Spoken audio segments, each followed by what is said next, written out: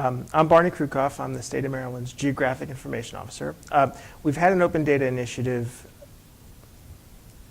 for a fairly long time, but more formally, the governor issued an open data executive order about a year and a half ago, and we've put a lot of data on data.maryland.gov. With ESRI, we are going to have similar capabilities with our geospatial data that we've had with some other data sets that are more tabular. We're really just getting started with the ESRI open data product that's on ArcGIS Online, but for several years, Maryland has made many map services available right now. We tend to average around 250 published public map services through our MDI map program, integrated map program. It definitely cuts down on interagency stovepipes, that we have a central repository so our agencies know where to go to find things, the public knows where to go to find things. It's always a question of keeping that up to date, making sure that we have the relevant data. There's always more that we could publish than we've published to date.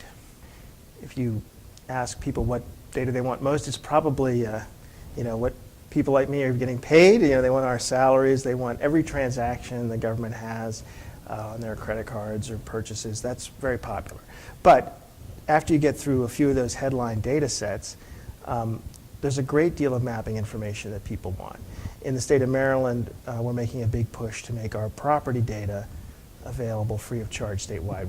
We've charged for that data for 20 years, and that's in the governor's budget this year. But a lot of other data sets are open, where the parks are, where various land use categories are by the state. Lots of demographic data that comes through our cooperation with the Census Bureau and the Maryland Department of Planning. Lots of emergency management type data. You can find where power outages are in the state at any time. Even though there's 5 different utilities, we've collected all of that in one place. Lots of information on the state highways, state roads. People don't know how often they're consuming government data, sometimes through third parties. And putting it out there in a data that can be consumed allows that. We're not trying to brand the data. We want the citizens who've already paid for it to be able to use it. When we saw the ESRI Open Data Solution, I was able to cancel a project to actually pay one of our state universities to build the same thing.